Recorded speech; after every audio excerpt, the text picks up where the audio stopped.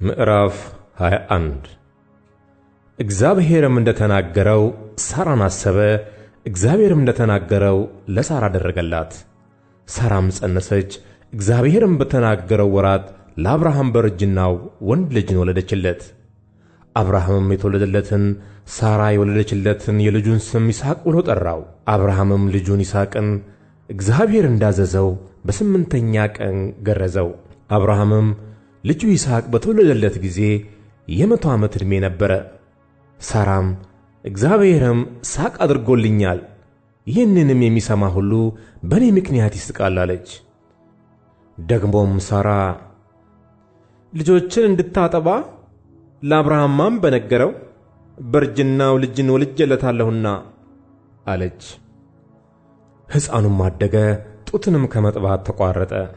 አብርሃምም ይስሐቅን ጡት ባስጣለበት ቀን ትልቅ ግብዣን አደረገ።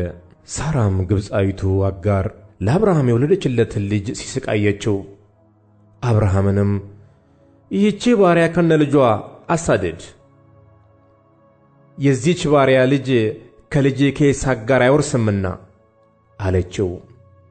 ይህም ነገር በአብርሃም ዘንድ ስለ ልጁ እጅግ ችግር ሆነበት። እግዚአብሔርም አብርሃምን አለው፣ ስለ ባሪያህና ስለ ብላቴናው አትዘን። ሳራም የምትነግርህን ቃል ሁሉ ስማ፣ በይስሐቅ ዘር ይጠራልሃልና የባሪያይቱን ልጅ ደግሞ ሕዝብ አደርገዋለሁ፣ ዘርህ ነውና። አብርሃምም ማልዶ ተነሣ፣ እንጀራንም ወሰደ፣ የውኃ አቁማዳንም ለአጋር በትከሻዋ አሸከማት፣ ብላቴናውንም ሰጥቶ አስወጣት። እርሷም ሄደች፣ በቤርሳቤህም ምድረ በዳ ተቅበዘበዘች። ውኃውም ከአቁማዳው አለቀ።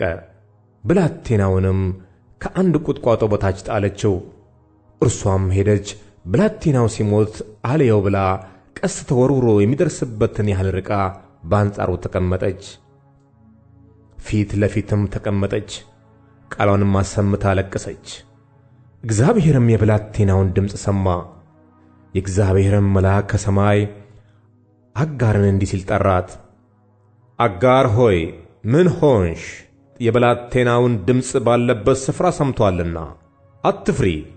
ተነሺ፣ ብላቴናውንም አንሺ፣ እጅሽንም በርሱ አጽኚው፣ ትልቅ ሕዝብ አደርገዋለሁና። እግዚአብሔርም ዓይኗን ከፈተላት፣ የውኃ ጉድጓድም አየች። ሄዳም አቁማዳዋን በውኃ ሞላች፣ ብላቴናውንም አጠጣች። እግዚአብሔርም ከብላቴናው ጋር ነበረ፣ አደገም፣ በምድረ በዳ ተቀመጠ፣ ቀስተኛም ሆነ። በፋራን ምድረ በዳም ተቀመጠ። እናቱም ከምድረ ግብፅ ሚስት ወሰደችለት። በዚያም ዘመን አቤሜሌክ ከሙሽራው ወዳጅ ከአኮዘትና ከሰራዊቱ አለቃ ከፊልኮ ጋር አብርሃምን አለው፣ በምታደርገው ሁሉ እግዚአብሔር ካንተ ጋር ነው።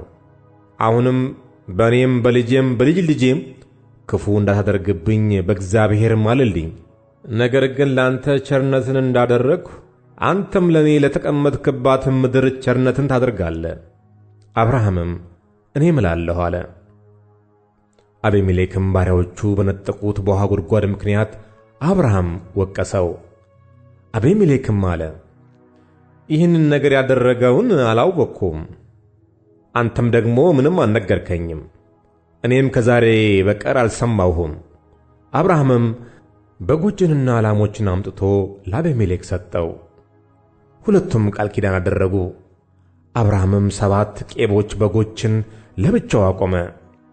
አቤሜሌክም አብርሃምን ለብቻቸው ያቆማቸውን እነዚህ 7 ቄብ በጎች ምንድር ናቸው አለው። እርሱም እኔ ይህችን ከውኃ ጉድጓድ እንደ ቈፈርኩ ምስክር ይሆኑኝ ዘንድ እነዚህን 7 ቄቦች በጎች ከእጄ ትወስዳለህ አለው። እኔ ይህችን የውኃ ጉድጓድ እንደ ቈፈርኩ ምስክር ይሆኑኝ ዘንድ እነዚህን 7 ቄቦች በጎች ከእጄ ትወስዳለህ አለው። ስለዚህ የዚያ ስፍራ ስም ቤርሳቤ ብሎ ጠራው፣ ከዚያ ሁለቱ ተማምለዋልና። በቤርሳቤህም ቃል ኪዳን አደረጉ። አቤሜሌክና የሙሽራው ወዳጅ አኮዞት የሰራዊቱ አለቃም ፊልኮም ተነስተው ወደ ፍልስጤም ምድር ተመለሱ። አብርሃምም በቤርሳቤህ የተምር ዛፍን ተከለ። በዚያም የዘላለሙን አምላክ የእግዚአብሔርን ስም ጠራ። አብርሃምም በፍልስጤም ምድር ብዙ ቀን እንግዳ ሆኖ ተቀመጠ።